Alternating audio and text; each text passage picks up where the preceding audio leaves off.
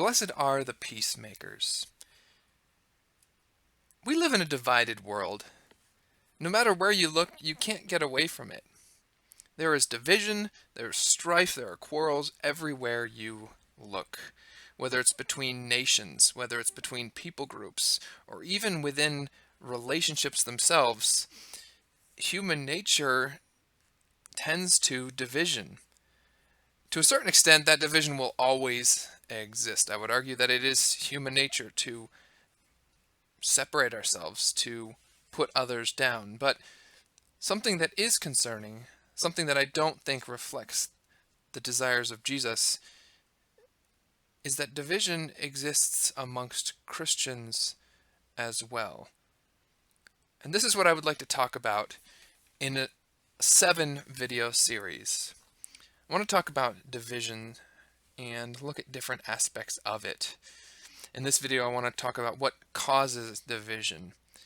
The second video will look about picking your team, our tendency to pick a people group and stick by them no matter what, even if we are in the wrong. The third video, we'll look at Scripture's desire for the church to change from separate, different people into one new people. Then we'll talk about what to do with differing views.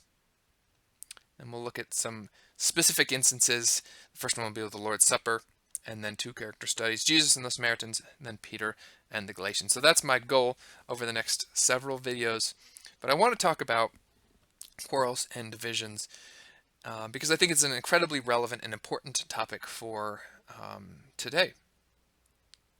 So, James 4 answers this question very specifically. What causes quarrels and what causes fights among you? Is it not this, that your passions are at war within you? You desire and do not have, so you murder. You covet and cannot obtain, so you fight and quarrel.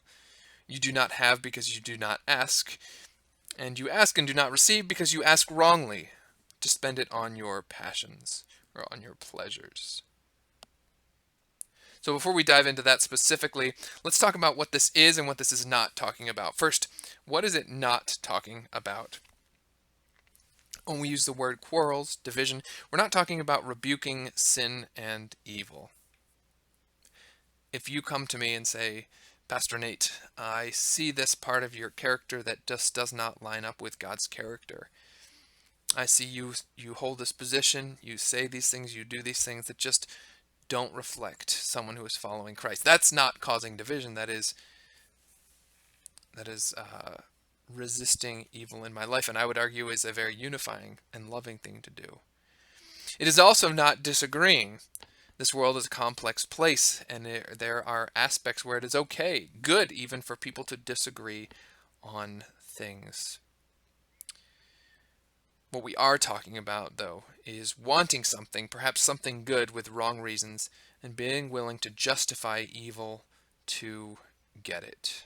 Are you willing to sin, to hurt somebody, to get what you want? So, let's look at that verse briefly and answer the question, what causes quarrels and division? First, we want something good or bad, but not so that we can enjoy it according to God's will. Rather, we want something because we think that it will give us what only God can give. We ask it so that we can spend it on our pleasures, on our passion. We think this thing that we want will give us joy inherently. And because of that, God will probably not give it to us, as he is not in the business of building our idols. God does not enjoy helping us build up a competition to himself, and so he may not give us what we ask. And therefore, if we cannot obtain it, we are willing to do whatever it takes to get it, even if that means forcing others out of the way. So, perhaps within a specific local church, you want the music to look a certain way, and because it doesn't, you're willing to put down the person who is in charge of the music. That is a classic one. Perhaps in a relationship, you want to feel respected. You want to feel loved, powerful. And because your spouse or your children are not giving you what you want, you power up and you act strong and harsh so that they cower underneath your might. And you get what you wanted, but you've now also caused division and strife. In all of these instances, there's something that we want. It might not be a bad thing, but we want it because, not because it honors God, but because we think that it will make us happy. And then when we cannot get it, we need it, and we're willing to put others down, to hurt others in order to get it. So some questions. Quarrels and division are ultimately about idolatry. So you have to ask yourself, what is it that you want? Why do you want it? And ultimately, what are you willing to do to get it? Does this line up with the character of God? If there's something that you want that lines up with God's character, you're not going to be willing to put others down to get it.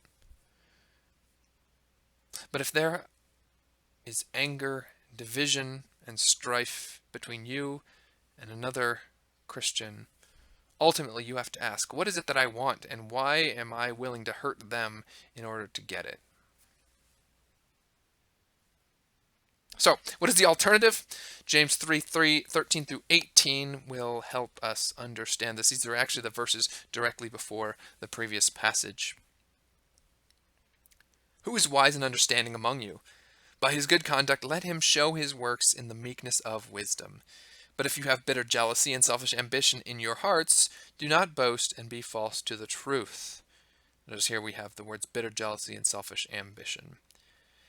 This is not the wisdom that comes down from above, but is earthly, unspiritual, demonic.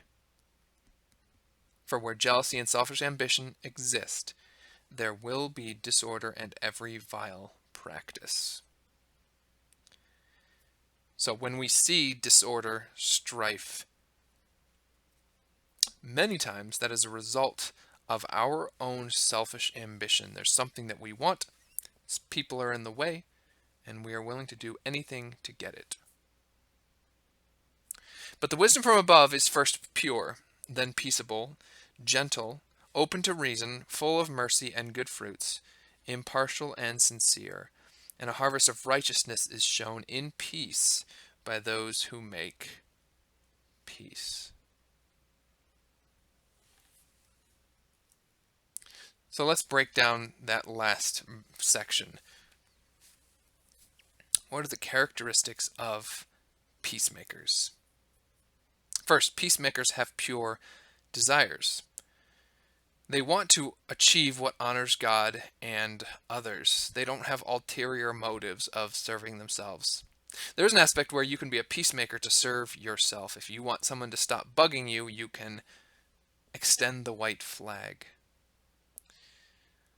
There's also an aspect where if you have picked a team, a people group, and you're going to fight for them no matter what, you ultimately want what's best for you, not what honors God and others. Second, peacemakers love peace and gentleness. They want to heal broken relationships.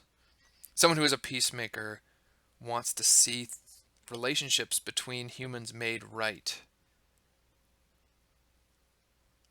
Third, peacemakers will listen to reason. Because a peacemaker's agenda is to honor God and honor others, they don't have an ulterior position that they can't leave. If they're shown to be wrong, they will seek to find a place that honors God.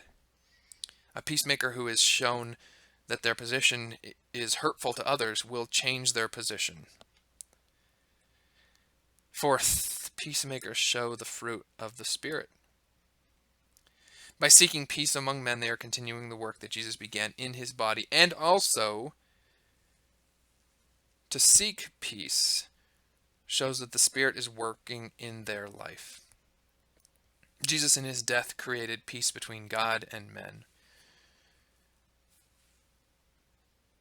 To follow that and create peace between men is a work that only the Spirit can do through us. And lastly, a peacemaker can be impartial and sincere. Because you haven't picked a side and you're not fighting for it, a peacemaker can genuinely declare they want things to be made right. If someone has picked a people group and says to the other people group, come on over to my side, let's have unity, they're not being impartial, they're not being sincere. A peacemaker is going to stand alone where it's difficult and say, I want to make things right. Peacemaker can be impartial and sincere. So, one of Jesus' greatest teachings, he went up on a mountain and he shared a number of blessings. And one of them that he listed was, blessed are the peacemakers.